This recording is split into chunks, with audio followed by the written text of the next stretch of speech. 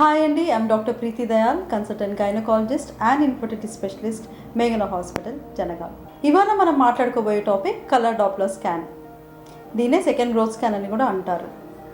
ఇది 36 వారాల నుండి 40 వారాల వరకు ఎప్పుడైనా చేసుకోవచ్చు. చాలామంది డాక్టర్స్ ఇది హై రిస్క్ కేసెస్లో చేయడానికి ఇష్టపడతారు.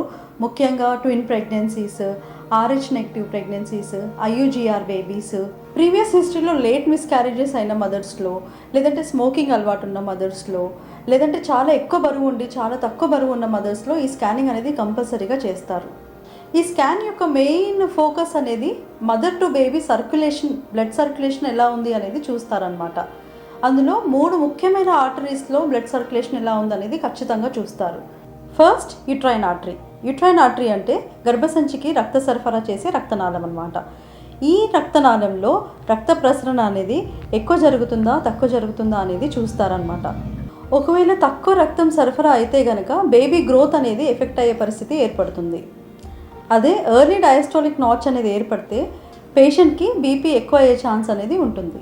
Second umbilical artery. ఈ ఆర్టరీ బేబీ బొడ్డుతాడులో ఉంటుందన్నమాట.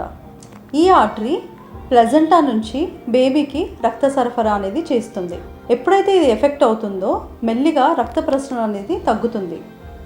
తగ్గినప్పుడు బేబీ గ్రోత్ ఎఫెక్ట్ అయ్యే అవకాశం ఉంది. దీన్ని మనం డిక్రీజ్ డయాస్టోలిక్ ఫ్లో అని అంటాం. ఇదే మెల్లిగా తగ్గుకుంటూ యాబ్సెంట్ డయాస్టోలిక్ ఫ్లో అనే కండిషన్లోకి వెళ్తుంది. ఇక్కడ ఏంటంటే కంప్లీట్గా ప్లజెంటా నుంచి బేబీకి రక్త సరఫరా అనేది ఆగిపోతుంది.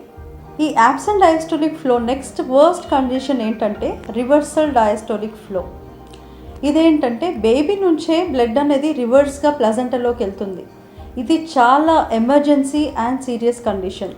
వెంటనే సిజేరియన్ సెక్షన్ అనేది చేసేయాల్సిందే. సో ఈ డిక్రీజ్ డయాస్టోలిక్ ఫ్లో ఉన్న మదర్స్కి ప్రతి వారంలో 2 సార్లు డాప్లర్ స్కానింగ్ చేసే అవసరం అనేది ఏర్పడుతుందన్నమాట.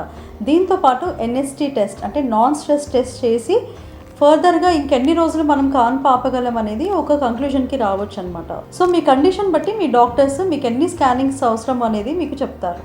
మూడవది మిడిల్ సెరిబ్రల్ ఆర్టరీ. ఈ ఆర్టరీ అనేది ఫీటల్ బ్రెయిన్లో ఉంటుందన్నమాట.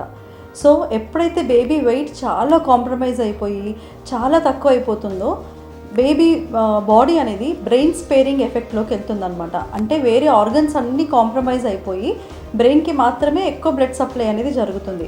అప్పుడు ఈ మిడిల్ సెరిబ్రల్ ఆర్టరీలో ఫ్లో అనేది ఎక్కువ జరుగుతుందన్నమాట. So it's a clear indication that ఇందులో ఒకవేళ బ్లడ్ సప్లై కనుక ఎక్కువ అవుతుంది అని అంటే వేరే పార్ట్స్ అన్నీ కాంప్రమైజ్ అయిపోయి బేబీ సివియర్గా గ్రోత్ రిస్ట్రిక్షన్లోకి వెళ్ళిపోయాడనేది మనకు అర్థమవుతుందన్నమాట.